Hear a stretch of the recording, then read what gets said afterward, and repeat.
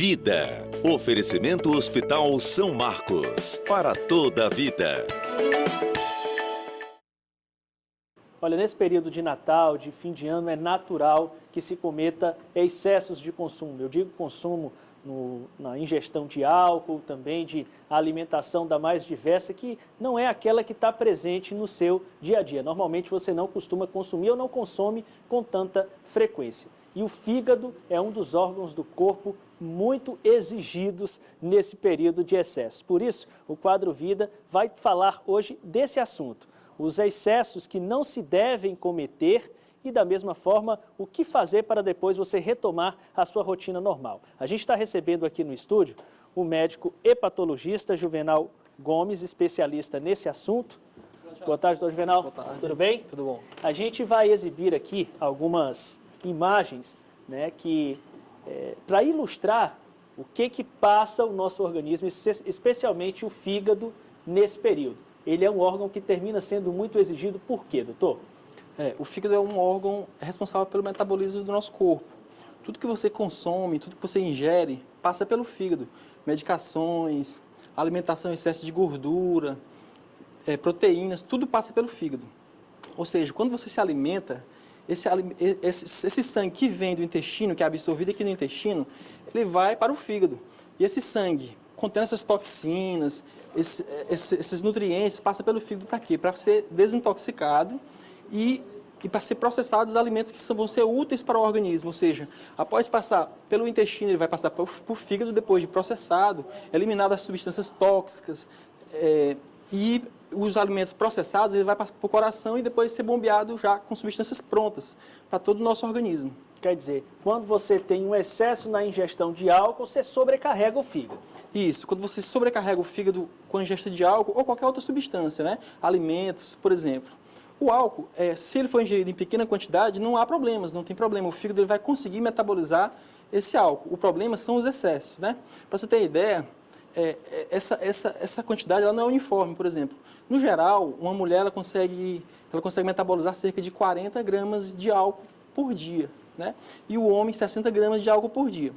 Se você excede essa quantidade, você vai gerar uma substância tóxica chamada de acetaldeído, que no fígado vai provocar reações inflamatórias, que pode dar desde esteatose, hepatite, e ao longo dos anos, repetindo-se essa agressão, você vai gerar cirrose hepática, né?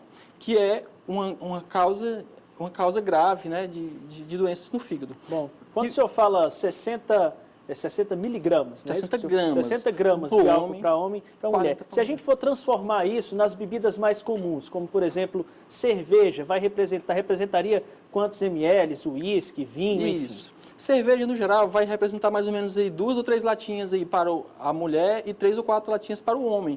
Né? Uma vez que, se você fizer os cálculos aí, a cerveja com concentração de 5% vai dar mais ou menos de 12 a 15 gramas por cada latinha que você vai ingerir. Né? Vai dar mais ou menos isso. Isso por dia? Isso por dia. 4 latas no homem por dia e 3 latas para a mulher, que significa 1.400 ml, 1 litro e 400 ml para o público masculino e cerca de 1 litro e 50 ml para o público feminino, é isso? Muito bem. E aquela história, eu não bebi por 6 dias, vou concentrar tudo num dia, não adianta acumular isso para tomar num dia só. Não dá para acumular, porque o fígado ele não consegue metabolizar tantas substâncias tóxicas no mesmo dia, né? No mesmo momento. Então vamos passar aqui para frente, vamos falar agora um pouco do uso de energéticos. Muitas pessoas associam o energético a algum tipo de bebida, especialmente o uísque. Deve-se fazer isso? Isso causa algum malefício, doutor? Sim, com certeza. O álcool, no primeiro momento, ele tem um efeito estimulante do sistema nervoso, daquele estado de euforia, animação. No segundo momento, ele já tem um efeito depressor, né? Então, as pessoas elas fazem uso de energético para quê? Para prolongar esse período de euforia, esse período de animação, vamos dizer assim. Entretanto, as bebidas energéticas ela têm um alto teor de cafeína, né? Essa cafeína, ela provoca várias reações no nosso organismo. Desde o aumento da produção de ácido no estômago, aumentando as gastrites, o refluxo, desde efeitos cardíacos, como, por exemplo, o aumento da frequência cardíaca, o aumento da pressão arterial, podendo desencadear aí infartos, né, derrames, né, que é o AVC.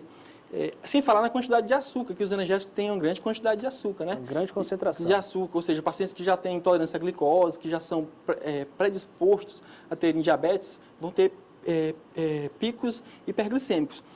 Especialmente porque nesses pacientes aí, esse uso de energético é duplamente perigoso, porque o fígado ele não consegue metabolizar todas essas substâncias de uma vez só, né? Você vai sobrecarregar um órgão, é como se você estivesse numa fila de um banco que estivesse muito cheio e que tivesse só um caixa para atender todas essas pessoas, que no caso são todas essas substâncias. Ou seja, o fígado não consegue metabolizar isso, né? Isso é um grave risco, um grande risco para a nossa saúde. Existem níveis seguros de consumo de energético? Sim, no geral uma pessoa, por exemplo, de 70 quilos, ela consegue ingerir aí 70 quilos, 175 miligramas de energético por dia, o que corresponderia a mais ou menos aí 2 latas de energéticos, né?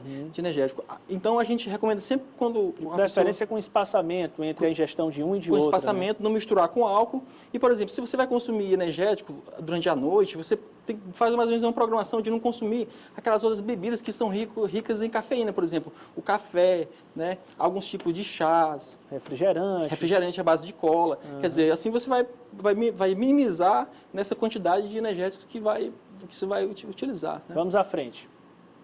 O uso de medicamentos após a ingestão de álcool, né? Vem aquela ressaca e às vezes a pessoa quer combater o sintoma, naturalmente vai recorrer a analgésico e outro tipo de medicação. Isso é uma situação muito, muito temida, né? Especialmente por nós médicos hepatologistas, porque esses medicamentos aí, junto com o álcool, podem causar efeitos que podem levar até à morte, né? Podem levar a hepatites graves, hepatites medicamentosas graves. Por exemplo, o uso duas drogas, 2 medicações que são muito temidas nesses pacientes que tomam, ele ingere álcool e depois ele vai sentir dor de cabeça e vai logo tomar uma medicação, por exemplo, os anti-inflamatórios, né? Os anti-inflamatórios, eles inibem a produção de uma substância chamada de prostaglandina. A prostaglandina, ela serve para quê? Para proteger tanto o estômago, o rim e o próprio fígado. E pode desencadear aí no estômago desde quadros de hemorragia grave, né? E no fígado, hepatite medicamentosa, hepatite que pode levar a quadros de internação, ou até mesmo hepatite fulminante, vários casos de transplante de pacientes que fizeram transplante hepático após fazer um tipo de prática desse, ingerir álcool e posteriormente usar anti-inflamatório. É muito temida essa situação. Esses analgésicos comuns representam algum tipo de risco? Sim, especialmente o acetaminofeno, né, que é o paracetamol. O paracetamol ele já tem uma hepatotoxicidade conhecida, né? Ou seja, o paracetamol ele tem essa hepatotoxicidade e a gente já sabe mais ou menos a dose que representa esse risco. Entretanto, quando você ingere o álcool, você perde a noção dessa dose porque você vai ter 2 substâncias aí que vão se somar, né, na toxicidade, né? Então, tem casos de insuficiência hepática, né? Desde hepatites medicamentosas menos graves até quadros de insuficiência hepática extremamente graves. O ideal seria tomar a outra substância, no caso de dipirona, a barrimetilato de dipirona? Sim, com certeza. E não misturar com álcool, né? E nem após você fazer o uso de bebida. As gastrites, as úlceras, né? São desencadeadas, por exemplo, por uso de anti-inflamatórios, né? Muito bem. Vamos lá para frente. Nós temos alimentação. O que se deve evitar na ceia de Réveillon, doutor? Na verdade, o que você tem que evitar são os excessos, né? Você tem que procurar fazer uma alimentação balanceada, rico aí desde carboidrato, lipídios, fibras, né? O excesso dessas substâncias, como a gente falou inicialmente, todo excesso que você ingere, seja de medicação, seja de alimento, isso é armazenado no fígado em forma de energia. Ou seja, atualmente a gente tem a esteatose hepática, né, que é o que é a esteatose hepática, é o excesso de gordura no fígado, porque aí de torno de 5% a 10% é considerado normal.